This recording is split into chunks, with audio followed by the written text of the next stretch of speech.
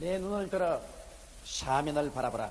이와 같은 제목으로 오늘은 한국의 소망에 관해서 여러분과 함께 은혜를 나누고자 합니다. 한강을 끼고 있는 여의도는 봄철이 되면 안개가 낄 때가 많습니다. 한강에서 올라오는 힘이 여의도 일대를 덮으면 지척을 분간할 수 없을 만큼 안개가 가득하게 끼는 것입니다. 그렇지만 아무리 안개가 끼어도 63빌딩 높은 전망대에 올라가 보면 안개는 전부 밑에 있고 밝히 인왕산 삼각산을 바라볼 수 있고 서울 시내 전체를 관망할 수가 있습니다. 이처럼 오늘날 우리가 사는 현재 우리는 국내외에서 일어난 여러 가지 어지러운 정세로 말미암아 현실적으로 우리 사회가 어디로 향해서 가는지, 우리나라가 장차 어떻게 될지 분명히 알 수 없고 안개 낀 현재를 바라보는 것과 같습니다. 그렇기 때문에 사람들의 마음속에 여러 가지 불안도 있고 초조도 있고 절망도 있을 수가 있습니다. 그러나 우리는 하나님이 우리에게 주신 전망대인 예언의 말씀 위에 서서 세계를 바라보고 조국과 민족을 바라보게 될 때 우리 한국에 나아갈 길을 밝히 바라볼 수가 있습니다. 그러므로 저는 오늘 성경을 통해서 하나님의 구속사적인 역사 위에 서서 우리 한국이 나아갈 길을 여러분과 함께 알아보고자 합니다. 첫째로 하나님의 구속사적 흐름과 그 흐름 속에 있는 한국의 위치가 어느 곳에 있는지 이것을 우리가 알아봐야 할 것인 것입니다. 여러분, 예수님이 태어나서 처음 복음을 전가한 팔레스타인은 바로 아시아와 아프리카가 만나고 또 아시아와 아프리카와 유럽이 만나는 중심지대에 놓여 있는 것입니다. 바로 아시아는 팔레스타인을 통해서 아프리카로 통하고 또 유럽으로 통합니다. 유럽도 또한 팔레스타인을 통해서 아시아로 통하고 또한 아프리카로 통할 수 있는 이와 같은 세 대륙의 만남점에 있는 것이 바로 팔레스타인인 것입니다. 이곳에서 그리스도가 구주로 오셔서 인류를 위하여 십자가에 못 박혀 몸짓고 피 흘려 죽으셨다가 부활하시고 성령이 강림하시고 그리고 유대민족을 통해서 복음이 천하에 전파되기 시작한 것입니다. 그런데 그리스도의 제자 중 가장 위대한 제자인 사도 바울 선생은 하나님의 부르심을 받고 선교사로서 그가 나아갈 때 그의 마음속에 인간적인 계산이 있었습니다. 왜냐하면 가장 사람들이 많이 모여 사는 문명의 발상지가 바로 아시아인 것입니다. 그러므로 그는 어찌하든지 아시아의 그리스도 교의 복음의 근본을 삼아야 되겠다. 이러한 것이 그 마음의 간절한 소원이었습니다. 세계 인간의 수가 가장 많이 살고 있고 또 강력한 나라들이 일어나고 또 무너지고 한 아시아의 복음의 근거를 삼아야겠다. 그래서 그는 아시아의 복음을 전가하려고 애를 많이 썼습니다.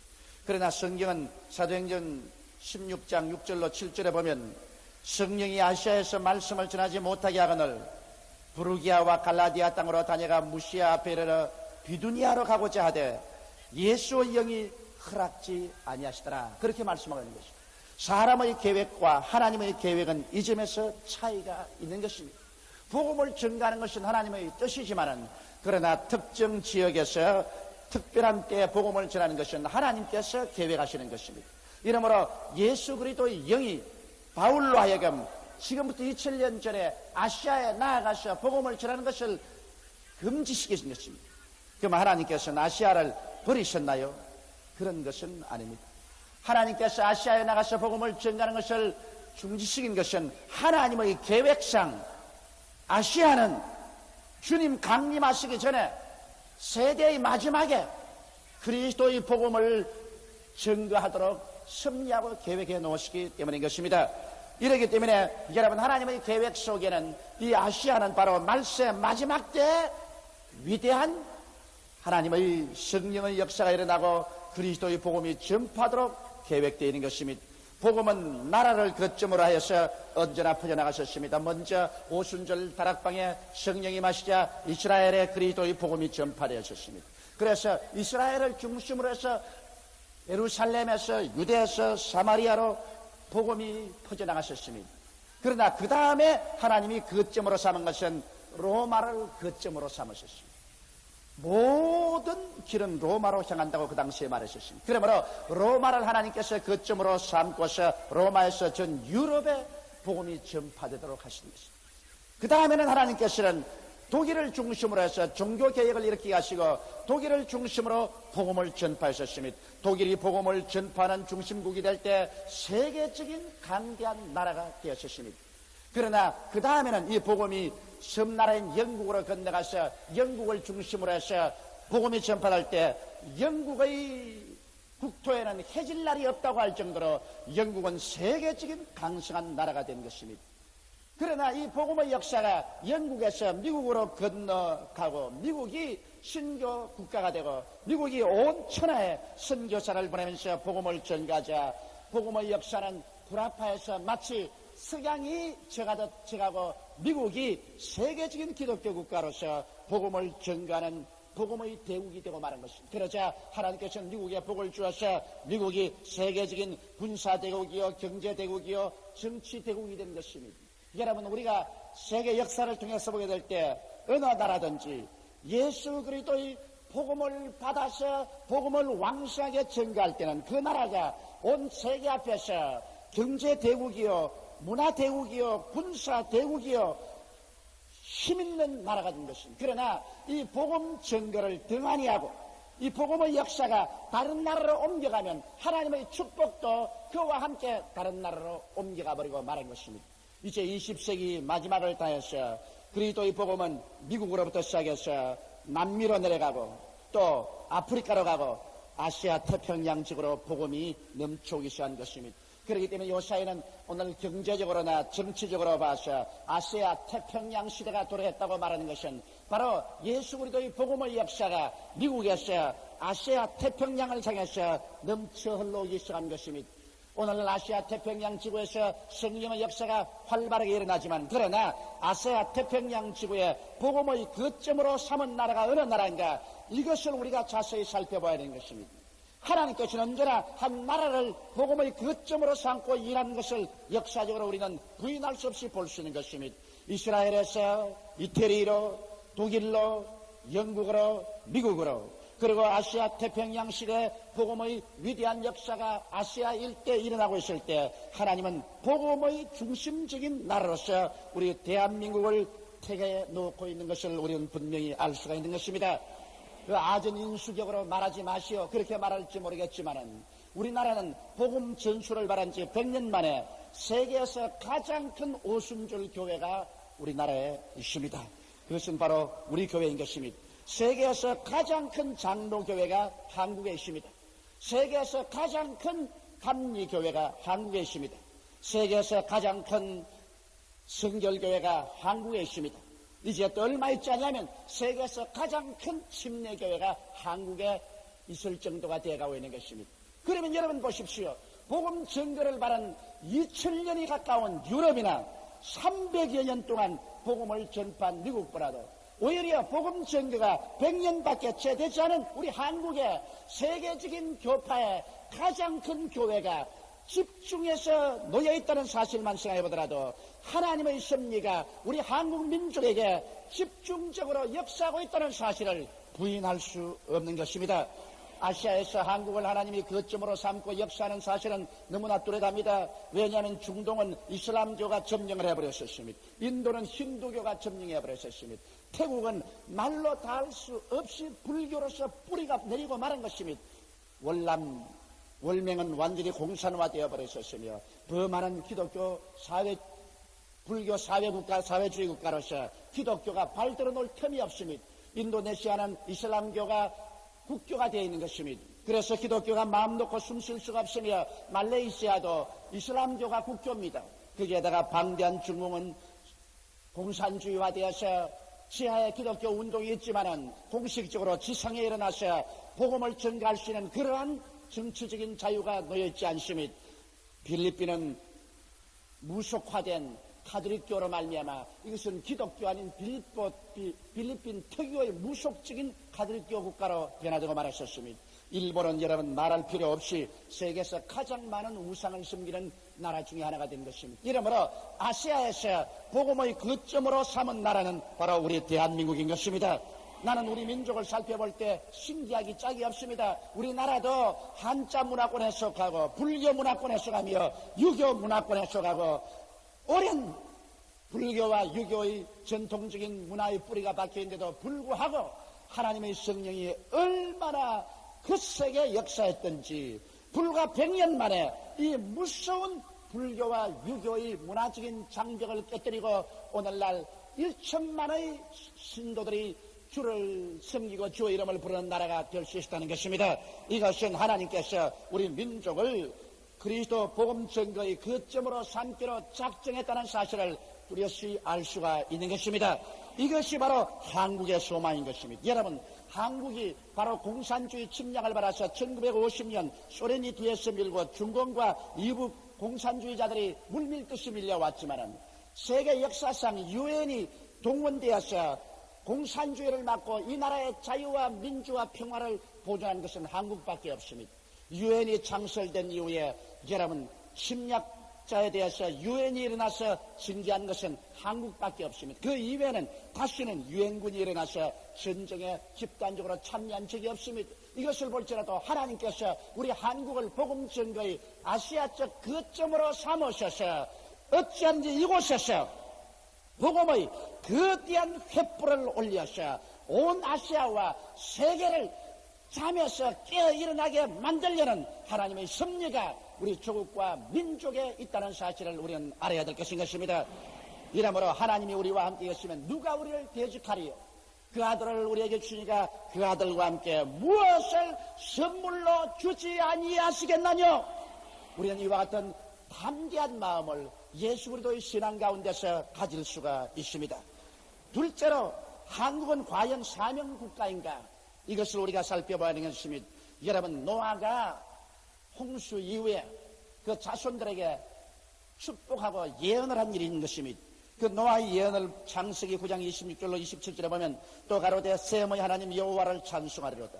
가나안은 셈의 종이 되고 하나님이 야벳을 창대케 하사 셈의 장막에 거하게 하시고 가나안은 그의 종이 되게 하시기를 원하노라 하였더라. 여기에서 하나님은 자기의 노아의 세 아들인 셈, 함, 야벳에 관해서 사명을 주었는데 여기에 셈에게는 하나님을 섬기는 신앙적인 사명, 종교적인 사명을 주었습니다. 야벳은 물질적인 창대한 사명을 주었지만은 셈에게는 종교적인 사명을 주신 것입니다. 그러므로 바로 여러분 아브라함은 셈 민족에서 나온 사람인 것입니다. 셈의 후예들이 어떻게 발전해 나가는가를 우리가 창세기 10장 11절에 보면은 이렇게 기록했습니다. 셈의 후대 중에 4대손의 에벨이라는 자손이 있었는데 에벨은 두 아들을 가지고 있었습니다. 그 두 아들 중 형은 벨렉이며 그 후손 중에서 유대인이 탄생하였고 에벨의 둘째 아들은 욕단인데 욕단은 이스라엘 동편으로 이 극동아시아로 옮겨와서 동아시아의 원조가 된 사실을 성경에서 바라볼 수가 있는 것입니다. 그러므로 셈의 후예 중에서 벨렉의 후손은 유대인족이 되었고 중동의 민족이 되었고 또 그 동생인 욕단은 동편으로 건너와서 아시아 민족의 원조가 된 것입니다. 그렇기 때문에 오늘 아시아 민족은 대개 셈의 후예들이라고 말하고 있는 것입니다. 그렇기 때문에 셈의 후예들에게는 하나님께서 종교적인 사명을 주었습니다. 그 사실로 보아서라도 여러분 역사적으로 세계적인 종교가 모두 다 아시아에서 나왔었습니다. 오늘날 세계를 영적으로 장막처럼 치고 있는 5대 종교가 모두 다 셈의 후예인 아시아 민족에서 나온 사실을 알 수가 있습니다. 여러분 불교도 바로 아시아에서 나왔었습니다. 유교도 아시아에서 나왔습니다. 유대교도 아시아에서 나왔습니다. 이슬람교도 아시아에서 나왔었습니다. 그리고 기독교도 말할 필요 없이 아시아에서 나왔었습니다. 오늘날 여러분 지도를 펼쳐놓고 세계 역사를 바라볼 때 아시아 이외 다른 나라에서 세계적인 종교가 나온 적이 없습니다. 내가 한번 이 말을 하니까 미국에 있는 목사가 나에게 굉장한 항의를 했어요. 세계적인 종교가 아시아에서만 나왔다는 말 하지 말라고. 미국에서도 세계적인 종교가 나왔다고. 그래서 미국에서 무슨 세계적인 종교가 나오냐니까 여호와의 증인하고 몰몬주의라고 그래 말합니다.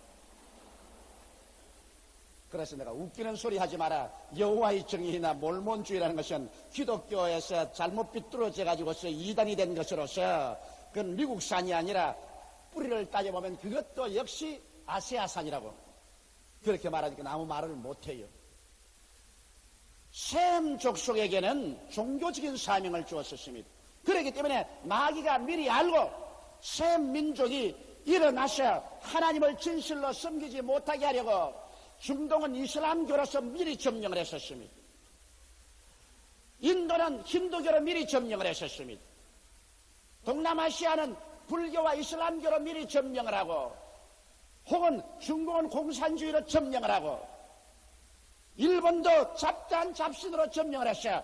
최악의 발악으로 아세아 민족에게 가지 종교로서 하나님이 발붙이지 못하게 하려고 마귀는 미리 작전을 해놓은 것입니다. 그러나 때가 오면 하나님께서 셈의 후예인 아브라함을 통해서 유대민족을 형성하고 유대민족 가운데서 그 아들 예수 그리스도가 태어나게 하셨습니다. 그러나 유대민족은 예수 그리스도를 구주로 모셔드리지 않냐고 예수 그리스도를 배반하고 그를 십자가에 못 박아버리고 말한 것입니다. 그 결과로 하나님께서 유대민족에게 무엇이라고 말하셨습니까? 마태복음 21장 43절에 그러므로 내가 너희에게 이르노니 하나님의 나라는 너희는 빼앗기고 그 나라의 열매 맺는 백성이 받으리라고 말한 것입니다. 이러므로 하늘나라를 유대민족에게서는 빼앗아버렸었습니다. 그러나 제사장의 사명은 셈 민족에게 주었기 때문에 유대민족에게 빼앗은 제사장의 사명을 다른 셈 족속에게 주어야 되는 것입니다. 셈 족속에게 준 제사장의 사명을 하나님이 빼앗아서 야베스의 족속이나 함 족속에게 줄 수는 없는 것입니다. 사명이라는 것은 하나님께서 부르시고 난 다음 후회함이 없습니다. 그러므로 유대민족이 셈 족속인데 유대민족에게 빼앗은 제사장의 사명은 다른 셈 족속에게 주어야 되겠는데 여러분 다른 셈 족속이 이것을 인수받을 수 있는 셈 족속이 있습니까? 성경은 여기 밝히 말씀하기를 열매 맺는 다른 백성에게 받게 하겠다고 했는데 셈 족속 중에서 예수를 믿고 열매를 맺은 민족이 어디에 있는 것입니까? 아시아 전체를 한번 들어보십시오. 여러분 중동입니까? 그렇지 않으면 힌두교가 뒤어흔드는 인도입니까? 불교가 점령한 동남아시아입니까? 이슬람교가 점령한 인도네시아입니까? 그렇지 않으면 완전히 미신화된 가톨릭을 믿는 필리핀입니까? 미신 규성인 일본입니까?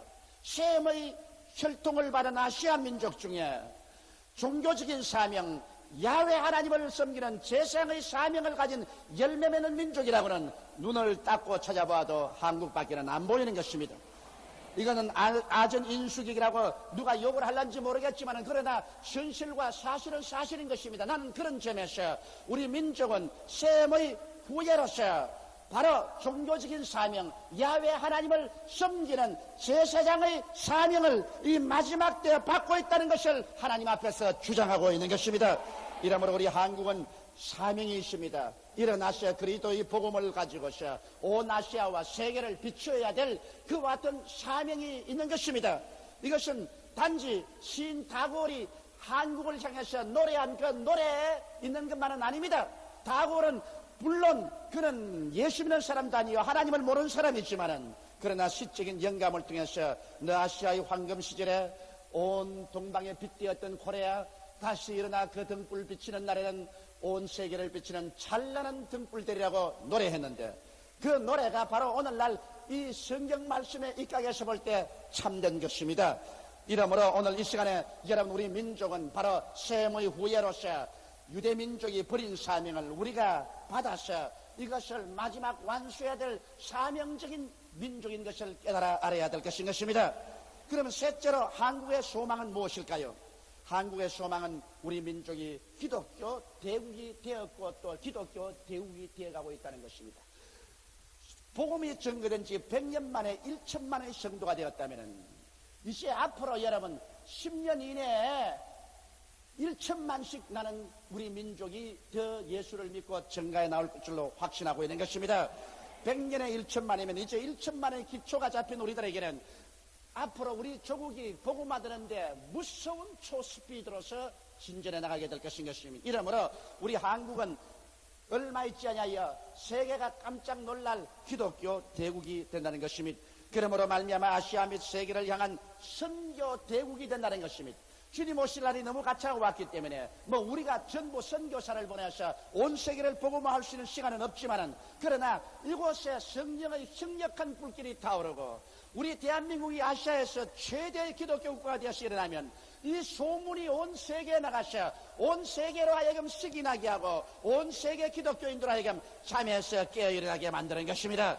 우리에게 성령의 불길이 타는 것을 보고 깊이 잠들었던 유럽의 신자들, 그렇지 않으면 저 북남미의 신자들 혹은 아프리카의 신자들이 뜨거운 마음을 가지고서 우리도 한국처럼 성령의 불길을 받아야 되겠다고 뜨거운 마음으로 기도하게 되고 부르짖게 되고 또 배우게 되고, 그렇게 해서 그 영향력으로 세계가 잠에서 깨어 일어나게 만드는 그와 같은 역할을 하게 될 것입니다. 그리고 우리 한국은 하나님이 함께하는 나라가 되어 있기 때문에 여러분, 그렇게 쉽사리 이제는 한국을 발길로 이리 차고 저리 찰 수 있는 처지는 못 됩니다. 성경 마태복음 21장 44절에 보면 이 돌 위에 떨어지는 자는 깨어지겠고 이 돌이 사람 위에 떨어진 저를 가루로 만들어 흩으리라고 말한 것입니다.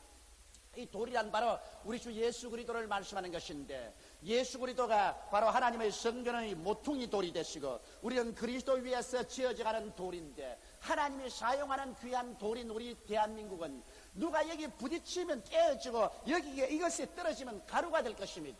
우리가 비록 이게 약소민족으로서 강대한 중공과 소련과 그 위에 일본과 여러 나라 사이에 끼어 있지만은 이제는 한국을 무시하고는 세계 정치가 운영되지 아니할 것입니다. 한국은 하나님이 사용하는 돌입니다. 이 돌 서투르게 취급했다가는 큰일 납니다. 이 돌에 부딪히면 깨어집니다. 이 돌이 위에 떨어지면 가루가 됩니다. 그러므로 적다고 얕잡아 볼 수가 없습니다. 하나님이 같이 계시므로 이러한 의미에서 한국은 정치 대국이 되어가고 있는 것입니다. 한국의 바람권은 온 아시아를 좌우할 수 있게 될 것이요, 미국과 소련 사이를 좌우하게 되는 이런 정치 대국으로 변화될 것입니다.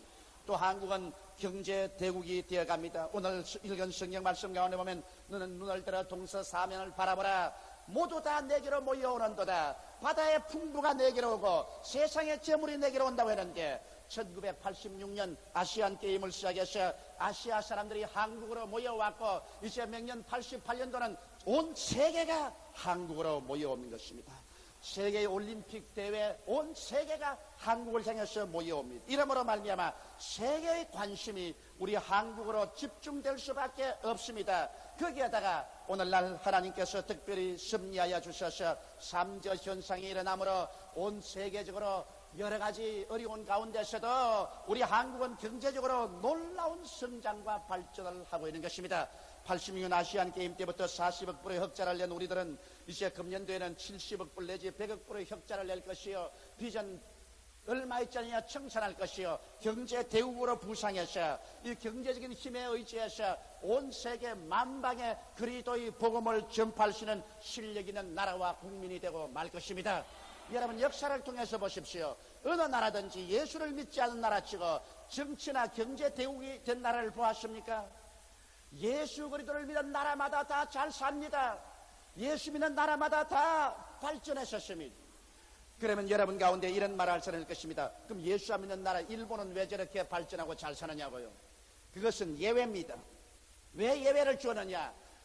일본을 하나님이 키우신 것은 우리 한국을 주님께서 깨뜨려서 회개시켜서 예수 믿격을 한다 마지막 때 급속도로 발전시키기 위해서 일본에서 기술과 자본과 여러 가지 것을 우리에게 제공하고 일본이 앞서 나가서 세례요한처럼 온 세계 경제계에 한국이 뻗어나갈 수 있는 길을 미리 닦기 위해서 일본을 세운 것입니다. 그러므로 예를 들어 말하면 어느 부잣집 하나님이 자식을 낳았는데 몸은 약해서 자식을 기를 수 없으므로 유모를 구하는데, 여러분, 유모는 밥 잘 먹고 몸 뚱뚱하고 젖 잘 나오는 유모를 구하지 빼빼하고 젖이 가슴팍에 붙어버린 유모를 구할 틈은 없는 것입니다. 그러므로 하나님이 일본을 키운 것은 한국의 유모로 키워놓은 것입니다. 하나님께서 대한민국이란 좋은 아들을 낳았는데 이제 급속도로 키우기 위해서는 미리 유모부터 먼저 태어나게 해가지고서 유모부터 잘 먹여서 살이 뚱뚱하게 져서 젖이 잘 나오게 해놓고 난 다음에 이제 대한민국의 이 하나님의 아들들이 태어나자마자 이제 그 젖을 빨게 하는 것입니다. 이제 일본 사람이 좋아하든 싫어하든 일본의 하나님이 젖을 한국에 빨리라고 합니다. 땡고가 되매 별 도리 없이 그들은 한국에 와서 물건을 사갈 수밖에 없고, 그들이 세계에 가서 길을 닦아놓은 그 길에 한국 사람이 경쟁해서 일본 시장을 한국이 다시 점령하고 들어갈 수밖에 없습니다. 일본을 하나님께서 예수 안 믿고도 키워놓은 유일한 이유는 한국의 유모 노릇하라고 키워놓은 것밖에 없는 것입니다.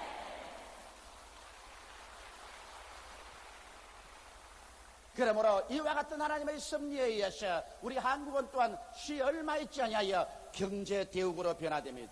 사람들은 말하기를 오늘날 여당과 야당이 타협이 잘 안 되고 여러 가지 사회적으로 혼란하다고 말하지만은, 여러분, 아무리 눈서리가 분분히 치고 아직까지 눈이 쌓여있고 얼음이 얼어있다 할지라도 다가오는 봄을 눈이 막지를 못합니다. 봄이 다가오면 아무리 쌓인 눈도 녹아지고 아무리 꽁꽁 얼은 강도 녹아지는 것입니다. 하나님께서 그 거대한 섭리로 이 말세 한국을 들어서 세계적인 복음 국가로서 사용하기 위해서 거대한 축복을 명하였기 때문에 하나님의 이 막대한 축복에 모든 정치적인, 경제적인, 사회적인, 군사적인 어려움은 수렴되어 버리고 마는 것입니다. 하나님의 축복하여서 모든 것은 다 녹아지고, 그래서 우리 민족은 주님 앞에서 영혼이 잘됨같이 범사에 잘되며 강건하고 생명을 얻되 넘치게 얻어서 마지막 때에 일어나서 온 아시아와 세계를 비치는 그리스도 복음의 등대로 하나님이 삼으신 것입니다. 이 일은 반드시 우리에게 이루어지고 마는 것입니다. 이러므로 우리는 이 점에서 소망을 갖고 우리 민족이 살아갈 길은 회개하고 예수 믿고 하나님께로 돌아오는 길인 것입니다. 다른 무엇 길도 아닙니다. 하나님이 문을 열어놓으면 닫을 자가 없고 닫아놓으면 열 자가 없는 게, 하나님께서 우리 민족에게 복음 전거의 사명국가로서 길을 열어놓은 이상 민족적으로 회개하고 국가적으로 회개하고 예수께로 돌아오면 하나님의 축복을 받아서 이 사명을 다하게 되고, 이 사명 당할 때 우리는 온 세계를 비치는 찬란한 등불이 될 것입니다. 다 같이 고개숙여 기도드리겠습니다. 사랑이 많으시고 거룩하신 우리 아버지 하나님, 오늘 우리 민족에게 주신 하나님의 섭리와 소명에 관해서 말씀을 쫓아서 알아보았습니다. 현실적으로 우리 가운데 캄캄함이 임하여 있고 어두움이 임하여 있지만은 떠오르는 찬란한 하나님의 축복의 태양 앞에 이 모든 어두움은 다 불타버리고 말 것입니다. 하나님 우리 아버지, 그러므로 우리 마음속에 주국과 민족에 대한 소망을 잃지 말게 도와주시옵시고 확실한 신념을 가지고 나아가게 도와주시옵소서. 기어코 주님 오시기 전에 이 민족이 일어나서 세계를 비치는 찬란한 등대가 될 것이오니 내 아버지 하나님이시여 이 일에 부족함이 없는 착하고 충성된 종들이 다 되게 도와주시옵소서. 예수님 이름 받들어 기도드리옵나이다. 아멘.